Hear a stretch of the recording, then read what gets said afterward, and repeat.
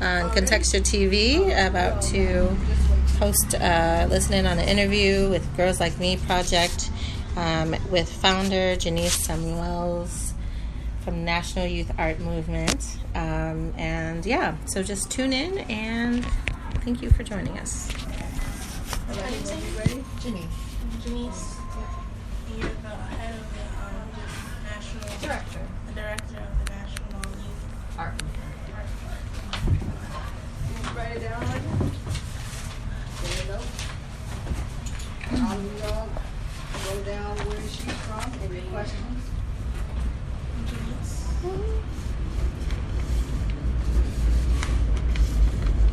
Now, when it starts up, it's going to record. It's going to be live. So Janice, director of the National Youth Art Movement.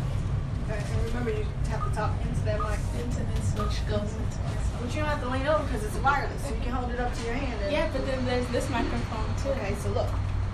That cord moves. So you can hold it around. You can move it up or hold it closer to you. You can bring it to you. So I have to hold both of these microphones. Well, you can have If you need to, or you got teammates here. Oh, okay. I'll put it back. It's really important. You know what? It's really, I want to put it. That just like that's perfect. makes the audio a little louder. Okay, ready? Did you start it? Okay. Hello, my name is Allegra, and I am here with Janice, the director of the National Youth Art Movement. And so I'm also here with the Girls Like Me project podcast, and we're here with the live stream too. So we're gonna have everyone around the room say their name. So I'm Allegra. I'm Trinity. I'm Taylor. I'm Maya. And I'm Janice. Okay, so we all have questions for you, Janice. So my question is, have you done any other projects around gun violence? I haven't done any other projects around gun violence. I have done things around affirmative action. I'm not from Chicago. I'm actually somewhat new. I moved about 2 years ago, and this topic became something that really affected me, and I felt like I wanted to try to make a difference, and so that's why I chose to do something. And I guess I'll specifically say the reason why I decided to do the project is because I talked to a lot of people when I came, and like in different parts of the city, and I found that there was a real disconnect between those who were really feeling the gun violence in certain parts and those who were not, and I felt like there needed to be a gap bridged between different parts of the city, and so this is where the project came from. I'm certain you have more questions, so I won't keep talking about one. Okay, so my other question is, what message are you trying to send through pieces of art for gun violence? Sure. So we have 8 different artists, and 3 of them are professional artists. One is from Durham, North Carolina. Durham is experiencing its own issues with gun violence. This is not specific to Chicago. This is an issue that's nationwide, which is why it's the National Youth Art Movement Against Gun Violence. 2 of the other professional artists. So I should say the artist in Durham, North Carolina is Franco. One of the professional artists is Shantala Kamanavan, and the third is Max Sansing. They're Chicago artists. And then I have 5 youth artists, and all of their pieces of art are completely different. They're looking at different angles of the issue, and that was really important to us, because so often all we come to understand from news reports and different things is just the end result, the death. And there's so much more to the topic than that, and so their art comes from different angles. I actually have a piece. Can somebody hold this? Can you hold this for me? Just to give you an example. So this piece is by Shantala Kamanavan, and it's called Local Boys. That's the title of this art piece. I'm actually going to ask you guys a question. What do you see in this picture? I see 2 boys. You see 2 boys. What else do you see? Well, I kind of see shadows of like, different other boys, I'm guessing. Yeah. And the 2 boys who actually are being seen have stuff covering their face. And one of the boys is turning into like the other boys that are like not really being seen. Yeah. Halfway. Oh wow, very nice. A lot of people don't see all of that in the picture. So this is really critically important. We are putting up billboards with artwork like this. And in addition to like this 2-dimensional image, we're also going to do this interactive component where there will be tombstones that actually show up where the boys used to be, right? And then based on your perceptiveness, this is a boy who could very well be moving towards not being with us anymore. And one of the key questions that will come up when you see this interaction is, what do we choose to ignore, right? And so this is one of the parts of the story that we're capturing, because the news reports are talking about all these things, but what we're choosing to ignore is that we have a lot of young people who are alive doing amazing things like you guys, and people are ignoring the fact that they're just disappearing from these neighborhoods. What's your question? One of my questions was, what type of gun violence does the program address? Like black on black crime gun violence, police brutality gun violence, or all of the above? Again, because this is coming from people in the community, it is extremely diverse in terms of the perspectives. We have a piece by Leah LaQueens, and her piece is addressing gun violence in terms of she has a figure that has their hands up, and there's a set of police officers coming towards that figure, and it's interpretive. Art is very interpretive, and so one theme that you can get from that is police and an individual and guns, but you can also be thinking about what's happened that created this moment with the police and the guns. I'm trying to think about, I feel like we have another piece that's made by a 17-year-old artist. Her name is Daria, and hers is the most provocative, most intense piece.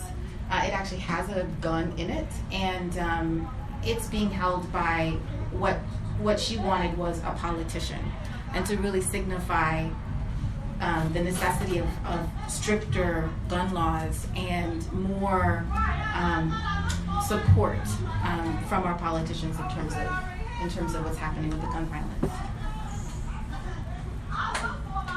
Do you have a question?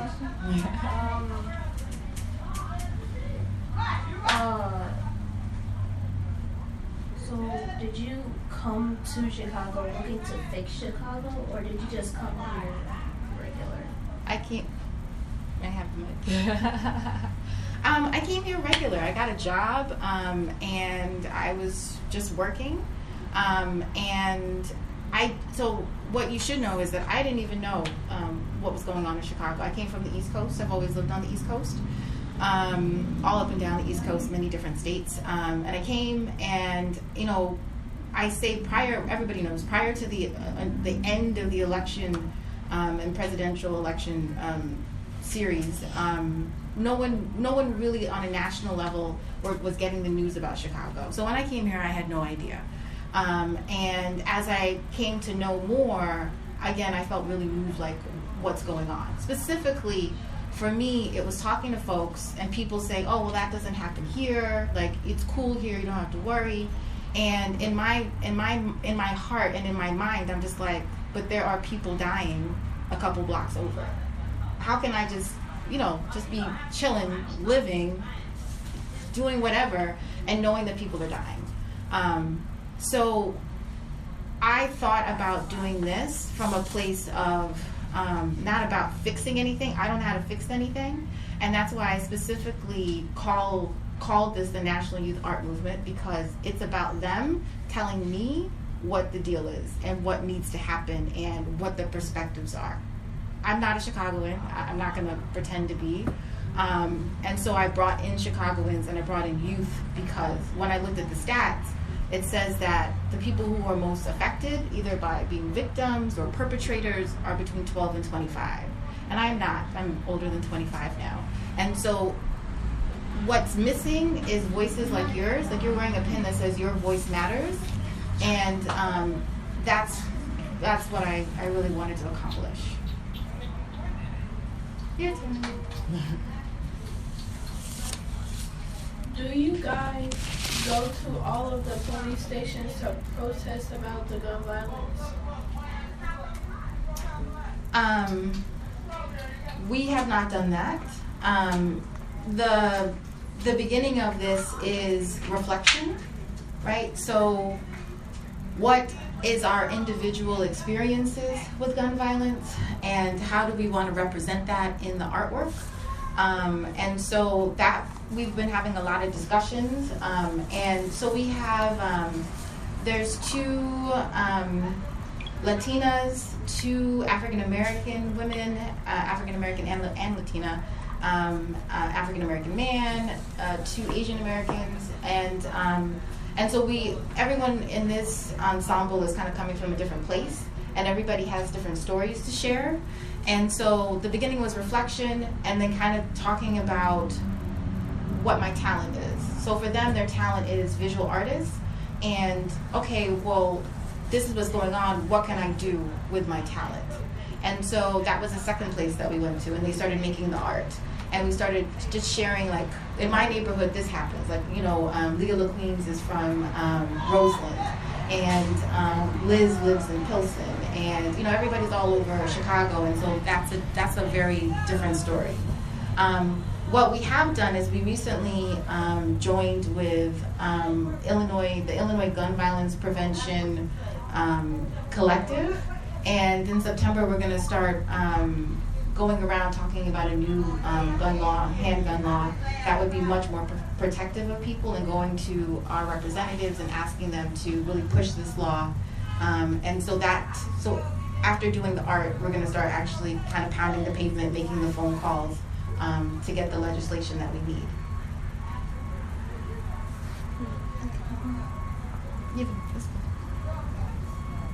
Are you all going to every city and every neighborhood in Chicago? So, thank you for that question. So this art is going to be shown on 16 billboards in something like 6 neighborhoods. It goes up August 28th, and it'll be up for 5 weeks until October 1st. And the neighborhoods that it's going into are Humboldt Park, Logan Square, Bucktown, Inglewood, Auburn Gresham, and Woodlawn. So 6 neighborhoods, and so south and west. And there's, I don't know, the pieces are meant to be walkable, and you can get one of those divvy bikes and ride around and go look at them.